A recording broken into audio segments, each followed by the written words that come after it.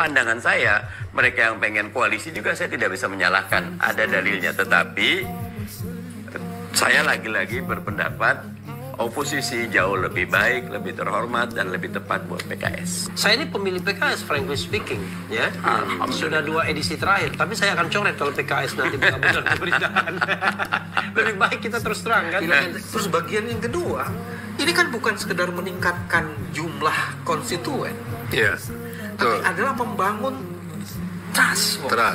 Iya. Dan kita belajar bagaimana Nabi Nuh ratusan tahun dan berapa pengikutnya. Iya. Nggak sampai 100 orang. Bahkan 900 tahun. Bahkan anak istrinya sendiri nggak mau ikut. Madu, salah satu obat paling mujarab, insya Allah. Sedia madu ternak dan madu hutan. Dihasilkan oleh lebah dari nektar bunga asli, bukan dari gula yang dimakan lebah. Proses higienis, kemasan praktis dan elegan. Garansi 1 juta rupiah jika terbukti madu kami tidak asli. Terbaik, madu kelanceng, dari lebah spesial. Hubungi. Koalisi dan oposisi nomor 2 di kami, tapi gimana biar dakwah tumbuh dan berkembang di Indonesia?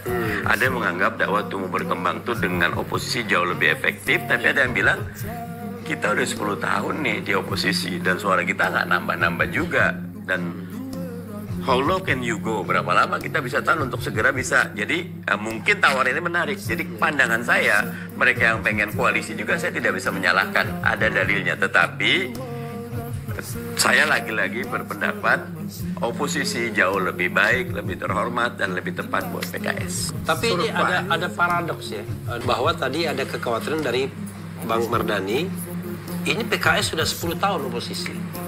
Kok tidak tumbuh secara baik partai politik ini?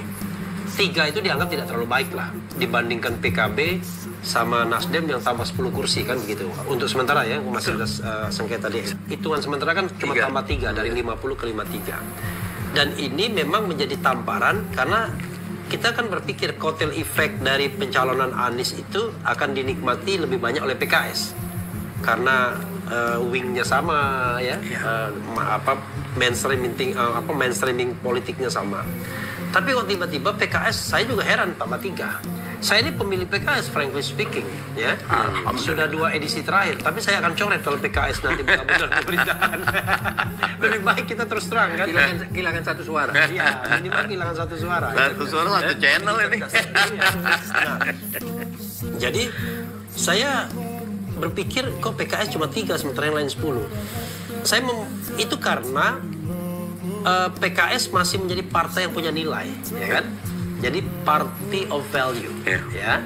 Kalau dia masih punya nilai, maka memang orang akan menghadang di sana sini. Saya kira ada kelompok orang yang mungkin PKS fobia, yang tidak ingin PKS besar. Kalau PKS masuk dalam pemerintahan dan ibaratnya bersedia menjadi bagian dari partai itu kan karena party kan, dari pesta yang begitu juga hura-hura sambil kira-kira minum-minuman dan lain sebagainya, maka mungkin PKS akan dianggap dibesarkan sedikit tapi akan dijatuhkan. Toh PAN tidak menjadi partai yang lebih baik dibandingkan PKS kan, walaupun dia sudah menjalani pragmatisme politik yang luar biasa. Ada orang mengatakan, wah ini kan PAN kalau tidak pragmatis begitu dia tidak lolos parliamentary threshold seperti P3. Enggak juga menurut saya.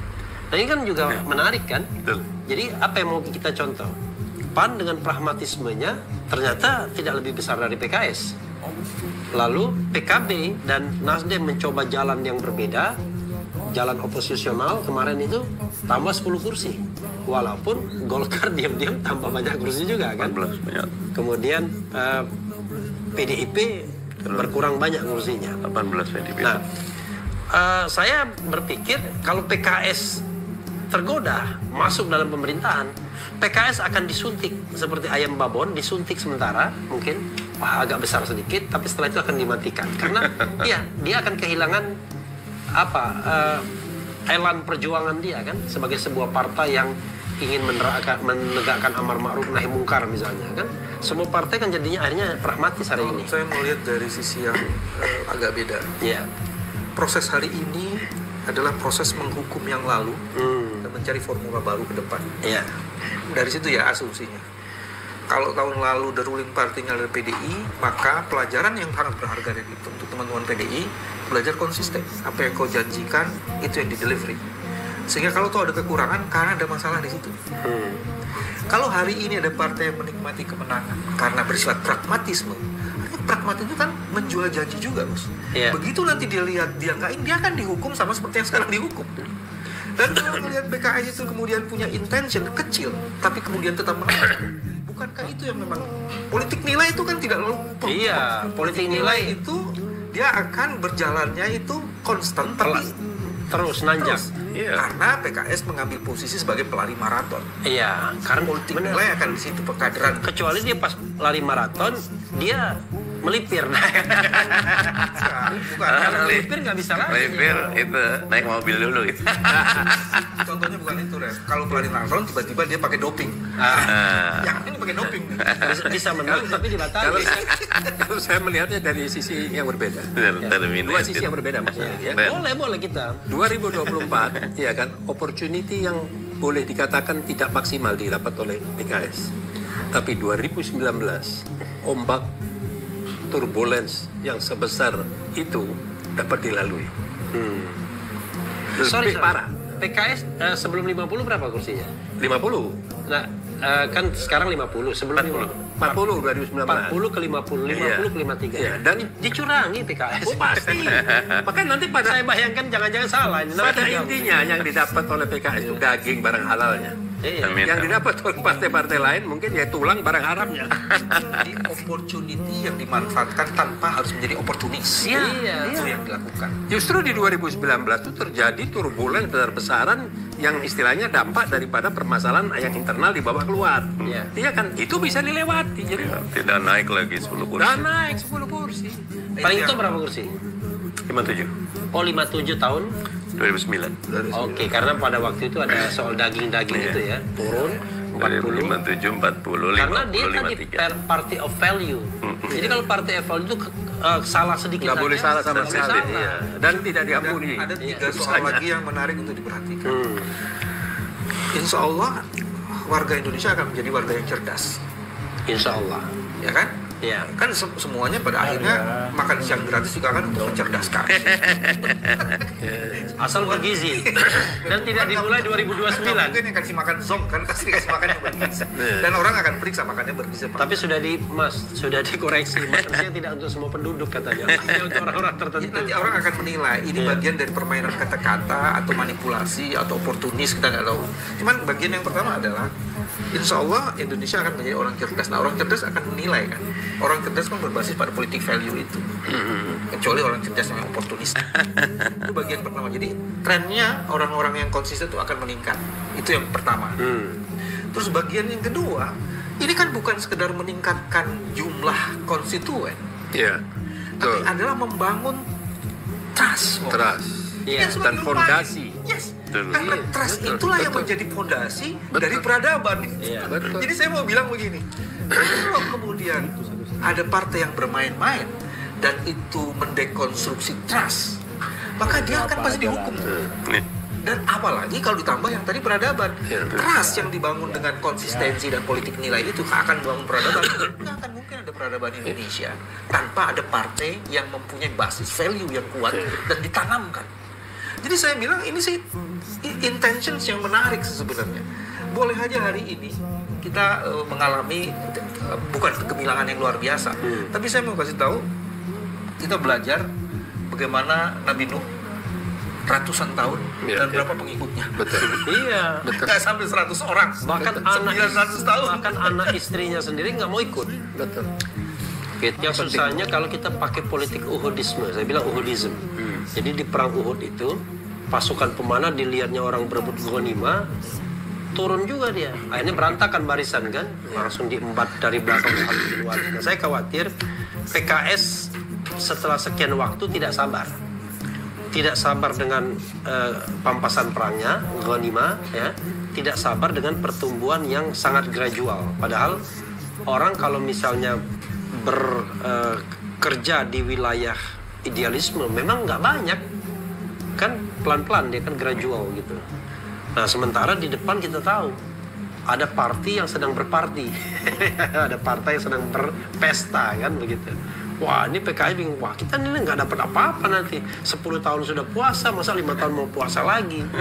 Makanya saya katakan, dari 3 partai pendukung 01 ini, kan 2 kan mu'alaf, oposisi sebenarnya. Mu'alaf saya bilang. Nasdem beroposisi sejak mendeklar Anies, tanggal 2 Oktober lah ya, 3 Oktober 2022. Kalau dihitung sekarang, ya 1,5 tahun aja dia beroposisi. Yang lebih kacau lagi PKB baru beroposisi per 2 September. Jadi tinggal baru 6 bulan aja beroposisi. Kalau Demokrat lebih gelap mata lagi. Nah, jadi mereka kan mualaf, enggak dong. Demokrat kan dari beroposisi tiba-tiba masuk. Iya, Demokrat beda lagi kan. Nah, yang 9 tahun beroposisi saja tidak tahan seperti Demokrat. Apalagi yang baru 1 tahun dan 6 bulan. Nah, PKS ini pertahanan terakhir, benteng terakhir oposisional. Amin. Ya kan? Kalau dia ternyata tergoda juga dengan Ghanima tadi kan, pampasan perang, dan juga tergoda dengan jalan gradual yang kelihatannya kok agak berat nih, maka selesailah partai-partai. Di Indonesia ini yang namanya partai, kalau nggak punya tokoh ya dia akan merayap, tapi partai yang punya tokoh dia akan melompat gitu loh. Kenapa? Tokoh inilah yang memudahkan. Kami pernah buat FGD. Partai itu ya tokohnya, ketumnya. Nah, kalau ketumnya representasi penokohan yang bagus, maka dia akan banyak mendapat kreditnya. Dia akan dapat kredit. Tapi kalau ketumnya tidak menjadi tokoh yang nggak stand out among the crowd gitu. Nah, di PKS kebetulan kita tuh punya sebenarnya bukannya aturan ya, konsensus. Ketua umum partai kita tuh nggak pernah 2 periode. Mulai dari Ustadz Hidayat Nur Wahid, pertama Nur Mahmud Ismail, Hidayat Nur Wahid, kemudian ada Ustadz Lutfi, kemudian ada Soebul Iman, ada Ustadz saya, semua satu periode gitu. ADRT tidak membatasi. Tidak membatasi. Tetapi tradisi di kami itu Kipatul Sembiring setelah Ustadz Hidayat itu rata-rata 1 periode.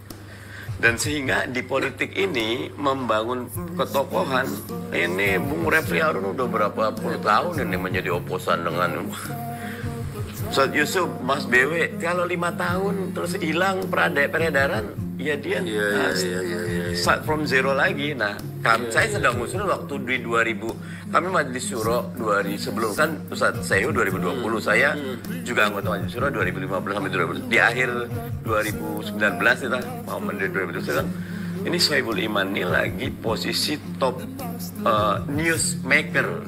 Ketika ada pelukan kebangsaan sama Bang Surya Paloh yang bagus, saya bilang lanjutin aja. Soebul Iman presiden periode kedua itu loh, sehingga kita punya bagus, dan Soebul Iman punya banyak sekali nilai tambah yang kapasitasnya, intelektualitasnya, integritasnya, wah luar biasa itu.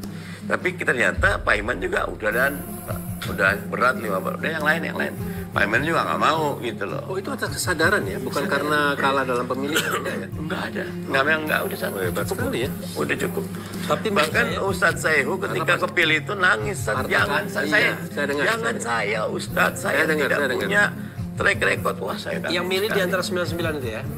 Yang 99 itu milik Ketua Majelis Syuro. Nah, Ketua Majelis Syuro nanti memilih, nanti ditawarkan lagi ke MS, ini usulan kita, setuju.